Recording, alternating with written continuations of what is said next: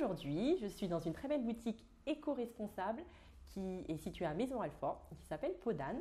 Pauline a accepté de me partager son témoignage, son histoire, car c'est une reconvertie. Donc j'ai hâte d'en savoir plus sur son parcours et je vais lui laisser la parole. Pauline, qui es-tu? Est-ce que tu peux nous en dire un peu plus? Alors, bonjour Sarah. Donc, j'ai été psychologue pendant 8 ans. Et puis en 2016, quand j'étais enceinte de mon deuxième enfant, j'ai commencé à me poser des questions sur ce que je voulais, sur la voie que j'étais en train de prendre, et je me suis rendu compte que c'était pas du tout ce que je voulais faire, puisque je travaillais à l'époque dans la prise en charge des traumatismes psychiques. C'était très dur, c'était après les attentats de 2015, et en fait là, ça a commencé un peu à me peser. Je me sentais moins bien, il y avait quelque chose qui n'était pas en accord avec moi-même. Et c'est à ce moment-là que j'ai commencé à réfléchir à ce que je voulais vraiment faire, et où je suis revenue en arrière du temps de mes études. Et ce que je voulais vraiment faire au départ, moi, c'était travailler dans l'histoire de l'art, et quelque chose que j'avais complètement laissé de côté et que je voulais retrouver en fait. Et donc la question de la décoration d'intérieur, ça s'est fait parce que je venais d'acheter un appartement que j'avais entièrement redécoré, que je passais beaucoup de temps à regarder les magazines de déco, et qu'à un moment je me suis dit c'est ça en fait. Je n'ouvrais jamais un livre de psycho, je passais mon temps sur les magazines de déco, et je me suis dit mais voilà, c'est que le déclic il est là quoi. Voilà, et ensuite tout s'est enchaîné entre le FONGECIF, la formation qui était en 2017, du coup plus mon congé maternité qui me permettait en fait de financer aussi ce projet-là, et de me financer la formation, quoi. Et le FONGECIF qui me permettait d'avoir le chômage. Oui. Pour pouvoir ensuite du coup la rupture conventionnelle, et pour pouvoir ensuite me lancer vraiment, quoi. Et tu vois, Pauline, tu me dis quelque chose d'important, parce que finalement, tu me disais que tu te sentais pas très bien dans ton travail, que tu te posais des questions. Et je voudrais savoir, si tu veux bien un peu me partager cela, quel impact cela a eu sur ta famille, du fait que tu te sentais mal? J'étais pas très heureuse, je pense. Déjà, c'était ça, quoi. Pas très épanouie. Mon conjoint, qui est psychologue aussi, il n'arrête pas de me dire mais faut que tu te formes, faut que tu lises plus, des articles, des livres, il faut que tu ailles... c'est ça qui te manque. Puis en fait, ça m'intéressait pas. Enfin, il y avait un truc où tu fais les choses parce que c'est comme ça, tu t'es engagé là-dedans, t'as un enfant, tu viens d'acheter un appart, faut bosser, et puis mais du coup, réussir à prendre ce recul, à se dire à un moment... Ah oui, d'accord, la situation financière est celle-ci, mais qu'est-ce qui est important ? Bien gagner sa vie, ou être heureux aussi dans ce qu'on fait. Et puis il y avait la question en ayant un deuxième enfant aussi, d'être une mère épanouie, quoi. Et donc oui, il y avait quelque chose quand même où à un moment, c'était plus possible de continuer comme ça. Je me suis dit, et puis d'avoir l'exemple de ma mère qui a jamais fait ce qu'elle voulait, et puis qui toute sa vie nous a reproché de pas être, de pas avoir, qu'on l'ait empêché en fait. Je me suis dit, moi déjà, mes enfants, ce sera pas un argument pour pas faire ce que je veux, et puis de pas être aigrie, quoi, de jamais contente, jamais, non, je voulais pas de ça. Et à 35 ans, 34 ans j'avais, je me suis dit, stop, quoi. Stop, moi je veux être heureuse dans ma vie, je veux être épanouie, et c'est pas juste avoir des enfants, et c'est aussi le travail, quoi. En tant que femme, c'est pas que être mère et compagne, et je voulais aussi m'épanouir dans mon travail. Je suis entièrement d'accord avec toi, j'ai vécu une situation un peu similaire, et justement je voulais savoir par rapport à ton travail, est-ce que tu te sentais utile? En tant que psychologue? Oui. Oui. Du coup, c'était ça aussi, c'est que j'étais pas dans une situation où j'étais, tous ces gens qui s'ennuient au travail, ou ce qu'on appelle les bullshit jobs aujourd'hui. Non, moi, c'était pas ça, parce qu'il y avait un vrai intérêt. Surtout la prise en charge du traumatisme psychique, c'était le résultat, il est très rapide en fait, parce que quand on fait une bonne prise en charge, le trauma, dans 80% des cas, il n'y a pas de trauma après en fait. Donc oui, il y avait une vraie utilité et un résultat qui était visible rapidement, mais c'était pas moi, quoi. c'était pas ce que je voulais faire. Donc c'est pour ça que voilà, je trouvais que ça avait du sens pour la société, mais ça n'avait pas de sens pour moi en fait. D'accord. Voilà. Mais tu te sentais pas vraiment, c'était pas en accord avec tes aspirations finalement. Non, et puis en plus, bon, je me retrouvais à aller travailler dans des zones industrielles. Enfin, la question du beau, elle est aussi là. Je ne m'étais pas trop fait la réflexion jusqu'à maintenant, mais voilà, quand on voit la boutique aujourd'hui et après m'être reconvertie en décoration d'intérieur, j'ai toujours été très sensible à l'esthétique et à l'art. Et en fait, là, je me retrouvais dans un métier où j'étais dans des endroits qui étaient vraiment laids, quoi. Enfin, dans des zones industrielles, et du coup, il y avait quelque chose au quotidien qui me nourrissait pas, en fait. Intellectuellement, j'étais nourrie, mais ça suffisait pas. Il y avait quelque chose où, voilà, moi, ici, je suis tellement heureuse, quoi. Tout est beau, que je pose les yeux, voilà. Donc, ça, je pense qu'il y a aussi ça qui faisait que c'était dur de prendre le train à 7h le matin pour aller au fin fond de la France, dans une zone industrielle, voilà, c'est pour entendre des histoires en plus qui sont dures. Non, il y avait quelque chose qui profondément collait pas, quoi. Et tu as exercé pendant combien de temps cette profession? Pendant 8 ans. Okay. Pendant 8 ans, ouais. Et après, moi, j'ai fait des études assez longues parce que j'avais commencé en faisant du théâtre et de l'histoire de l'art et du cinéma pendant 3 ans. Et c'est après que j'ai fait donc mes études de psychologue pendant 5 ans. Mais voilà, en fait, c'était à ce moment-là que ça s'est joué. C'est que moi, je voulais faire l'école du Louvre. Je voulais tenter le concours et on m'a dit, mais non, mais il n'y a pas de débouché. Psychologue, il y a des débouchés, va en psychologie. Et puis, voilà. Puis, 20 ans, t'écoutes. Et puis, en fait, bon. Après, c'est un parcours intéressant aussi. Je renie pas ce que j'ai fait. Et puis, bon, c'était des expériences de vie qui m'ont enrichi quand même. Mais voilà, dès le départ aussi, il faut des fois pas trop écouter ce qu'on nous dit sur les débouchés professionnels. Ça n'a pas forcément de sens, en fait. Parce que quand tu veux aller dans un sens, tu te crées les opportunités aussi, quoi. Faut pas juste se dire oui, effectivement, il n'y a pas d'annonce ou il n'y a pas beaucoup de travail, mais si tu es bon, si tu es passionné, si tu as envie de le faire, pourquoi tu n'y arriverais pas, en fait? C'est ça le truc aussi. Et je pense que dès le départ, faut se poser cette question-là, quoi. Non, c'est intéressant ce que tu dis parce que finalement, après, lorsque tu es passionné aussi par quelque chose, ça va peut-être aussi te créer des opportunités parce que je pense que tu dégages quelque chose d'assez étonnant et ça va quand même t'aider à avancer très très loin. Ouais. Donc, c'est ça. Après, c'est marrant parce que hier soir, je demandais à mon fils, je dis, mais toi, t'en penses quoi quand tu vois que j'ai changé de travail?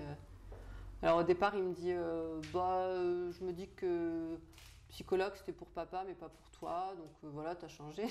Je dis oui, d'accord, mais ça te fait penser à quoi? Il me dit, moi je me dis que même si je choisis un travail au départ qui me plaît, que si au bout d'un moment ça me plaît plus, je peux changer.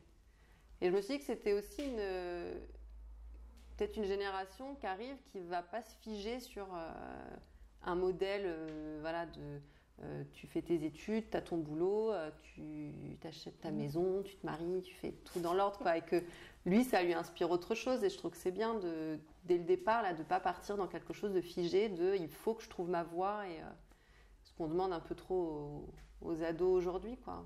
Oui, prends une voie de départ et puis après, voilà, vis ta vie, vis tes expériences et puis vois ce qui s'ouvre à toi, quoi. Et justement, c'est bien que tu parles de tes enfants, parce que tu as 2 garçons, c'est ça? Qui ont quel âge? Alors, le grand a 8 ans et le petit va avoir 4 ans là cet été. D'accord. Et qu'est-ce que ça t'apporte, le nouveau métier que tu exerces, qui est en rapport avec tes aspirations? Ce qui a été très bien au début de la reconversion en 2017, c'est que donc, le petit avait 6 mois quand j'ai commencé.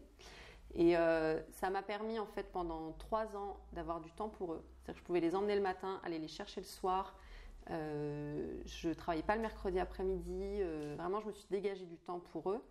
Et puis, voilà, après, je pense que c'est quand l'ouverture de la boutique, c'était aussi parce que travailler pour les particuliers, c'était pas ce qui me plaisait le plus, moi. C'était vraiment la partie décoration que je voulais.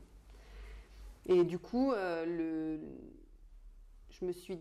pense que le fait que mon petit rentre à la maternelle, mon grand il rentrait en CE2, du coup, je me suis dit que j'en avais bien profité.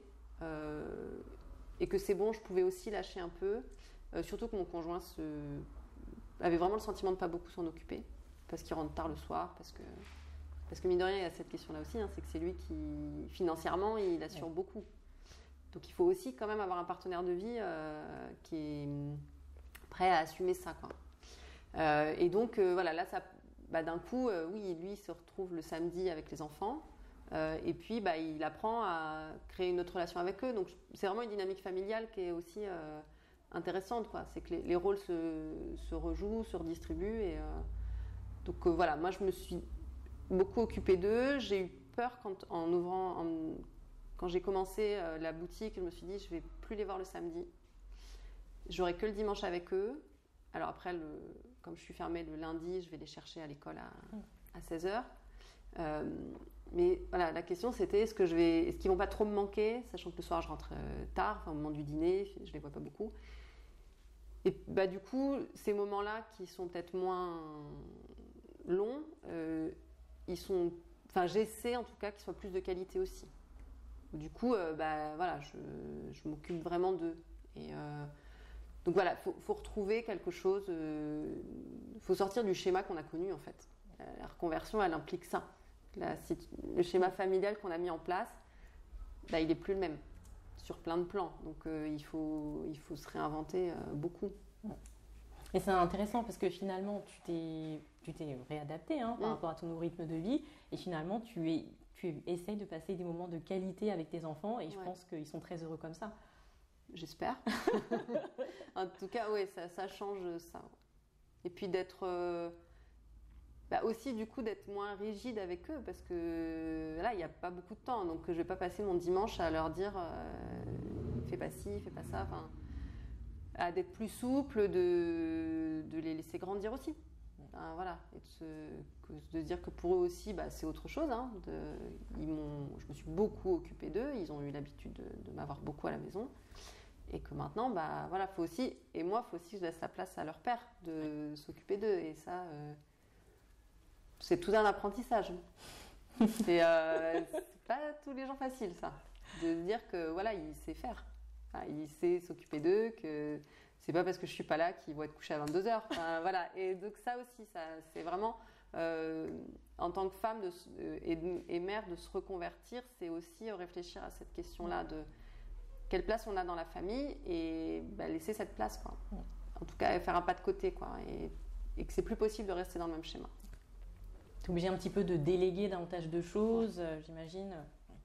Et quel autre sacrifice tu as dû faire, Pauline? Parce que tu étais quand même salariée. Ouais. Maintenant, tu as ton entreprise. Comme les personnes qui nous regardent souvent sont en poste et se posent des questions. Il y a forcément les revenus de la famille, ils ont diminué. On réfléchit les loisirs différemment.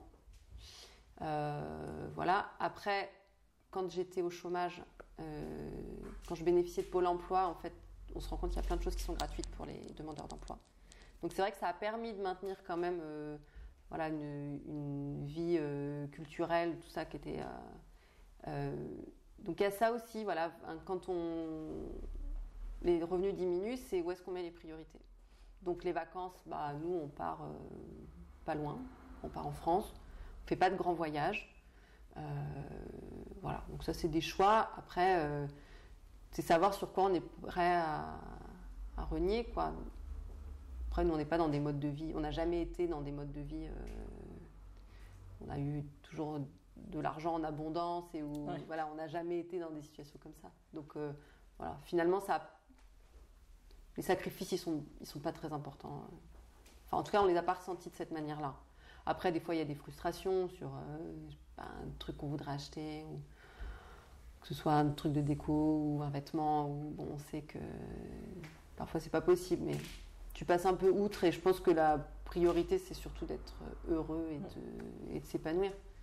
Mais après, oui, j'ai de la chance, mon compagnon peut assurer une partie financière assez importante. Et je pense que ça, c'est quand même pas à négliger. Il faut vraiment que le partenaire de vie il soit solide là-dessus. Parce qu'après, si lui, il n'est pas... ou elle, parce que si c'est des hommes qui veulent se reconvertir, il faut aussi que ça marche dans les deux sens. Mais il ne faut pas négliger cette partie-là, parce que après, dans l'entourage, autant il y a des gens qui sont hyper motivés, qui trouvent le projet génial, qui vraiment nous soutiennent. Et puis, il y en a toujours pour avoir des petites phrases qui font douter, quoi. Et notamment la question du samedi. Ça, je l'ai eu beaucoup, moi. Ouais, par rapport aux enfants. Par rapport aux enfants, par rapport au fait que on ne pourra plus aller pique-niquer le samedi, qu'on ne pourrait plus partir en week-end, ce qu'on ne fait jamais en plus. Partir en week-end, on ne le fait jamais. Donc il y a des amis qui m'ont dit on ne pourra plus partir en week-end. Je me dis mais on n'a jamais fait ça. C'est peut-être une nouvelle idée à proposer, un voyage. Tu vas devoir travailler le samedi. Et c'est vrai que quand j'ai fait une formation à la Chambre de commerce et d'industrie, et des personnes qui étaient dans le groupe, des femmes, des jeunes mamans aussi, qui voulaient. Il y en avait 2 qui voulaient ouvrir un poussette café. Et une des réflexions qu'elles avaient, c'était mais il faudra que tu sois ouverte le dimanche, tu vas finir tard le soir. Bah oui, en fait, ces choses-là, c'est des choses sur lesquelles nous-mêmes, qu'on sait qu'ils vont être difficiles. Donc c'est vrai que si on n'est pas solide dans le projet et si notre partenaire il n'est pas à fond derrière nous et que il y a ces petites voix-là qui commencent à nous faire douter, on peut lâcher un peu l'affaire, quoi. Donc faut les mettre, faut faire un peu abstraction. Mais après c'est juste des histoires de jalousie souvent, hein, de gens qui justement ne se lancent pas et qui reportent sur nous leur frustration. Donc, Et d'une manière générale, tes proches ont plutôt, comment ont-ils réagi? Très bien. Franchement, j'ai juste une petite réflexion sur le samedi. Ça n'échappe pas. Mais à part ça, non, franchement, mes proches, que ce soit ma famille ou les amis proches, tout le monde était hyper enthousiaste et participe beaucoup aussi au développement de la boutique, à la notoriété de la boutique. Enfin, pour l'inauguration, il y avait énormément de monde. Et pas forcément que dans les premiers cercles d'ailleurs, hein. Des gens où on est surpris finalement qu'ils aient suivi sur les réseaux sociaux l'avancée du projet, qu'ils soient là. Donc non, quand même et puis après beaucoup de réflexions, hein, de mais moi j'adorerais faire ça, j'adorerais changer, moi j'en ai marre. Et tu leur dis quoi à ces personnes? De le faire. Ouais. Déjà la première chose, je leur dis mais déjà renseignez-vous pour un FONGECIF. Enfin déjà c'est la première chose. Déjà savoir ce qu'on veut faire. Bien sûr. Ça, voilà, enfin déjà, et souvent les gens ils ont une idée en fait de ce qu'ils veulent faire. Ceux qui commencent à se dire qu'ils n'ont plus envie d'être dans leur situation, ils ont déjà une idée en fait de ce vers quoi ils veulent aller. Et après, il faut faire les choses par étapes en fait. Moi, c'est ce que j'ai fait, c'est que déjà j'ai regardé ce qu'il y avait comme formation. Et à partir de là, formation courte, hein, moi je ne pouvais pas repartir sur des années d'études, donc voilà, il me fallait une formation courte. Une fois que j'ai trouvé la formation, je me suis renseignée sur le FONGECIF. J'ai appelé mon patron pour savoir si c'était ce qu'il en était pour une rupture conventionnelle. Et en fait, les choses se sont. Enfin, quand on demande, souvent on a en fait. Ce qu'on n'ose pas demander. Voilà. Après, les FONGECIF, c'est pas toujours simple parce qu'il y a une histoire de points. Moi, j'ai eu une très bonne conseillère au FONGECIF qui m'a expliqué comment faire parce que j'avais pas beaucoup de points en fait, parce que je passais sur un diplôme qui était inférieur à mon diplôme de départ. Donc ça fait perdre des points en fait. J'avais moins de 50 ans, donc il y avait tout un tas de critères comme ça qui étaient compliqués. Mais du coup, elle m'a dit que eux, en récupérant comment on appelle ça, le compte épargne-temps. Le CPF, non? Oui, le compte épargne formation, ouais. C'est ça. Que eux, du coup, ils allaient récupérer mes heures et récupérer l'argent qui correspondait à ces heures. Qu'il fallait que je fasse une enquête métier. Donc je discute avec des décorateurs qui me fassent des lettres de recommandation, enfin des lettres en tout cas attestant que j'avais discuté avec eux, que j'avais bien conscience de ce qu'était le métier, tout ça. Et donc elle m'a aidée à constituer ce dossier qui a fait que le FONGECIF, je l'ai eu tout de suite du montant que je voulais. Donc voilà, c'est des histoires de rencontres aussi et d'interlocuteurs. Et puis après, pour la boutique, je suis passée par la Chambre de commerce et d'industrie pour remettre les choses un peu à plat et savoir dans quelle direction il fallait que j'aille. Et puis après, c'est des rencontres avec une avocate en droit des affaires, en droit de l'entreprise qui m'a aidé à monter les statuts, un ami qui fait des sites internet qui m'a fait un super site. Enfin, après, en fait, autour de nous, il y a plein de gens qui ont plein de compétences et des fois, en parlant à quelqu'un du besoin qu'on a, qui nous dit « Ah, mais attends, moi je connais quelqu'un Et en fait, c'est tout un tas de mises en relation qui font que le réseau s'étend. Et du coup, c'est aussi sur ces personnes-là qu'on peut s'appuyer. Faut vraiment, en fait, on n'est pas tout seul dans le projet. C'est impossible d'être seul. Même si le gros, on le porte seul. Oui. Mais voilà, moi, je voulais justement... j'ai pris un comptable, j'ai pris une avocate, quelqu'un pour le site internet. Je voulais déléguer ces choses-là parce que c'était pas entendable et c'était pas possible de tout faire en fait. Et ça, c'est une conférence que j'avais vue au Salon des entrepreneurs, je crois que ça s'appelle comme ça, organisée par Pôle emploi, par Pôle emploi et partenaires. C'est en septembre. C'est, je crois, que le salon des entrepreneurs. Je crois que ça s'appelle comme ça. D'accord. Et en fait, il y a plein de gens qui viennent présenter ce qu'ils font pour aider à développer les petites entreprises. Et il y a des conférences. Et j'étais allée à une conférence justement sur quelqu'un qui expliquait ça, que lui, au départ, il faisait tout seul. Puis en fait, il s'en sortait pas, quoi. Il dit, à un moment, voilà, il y a des gens pour ça.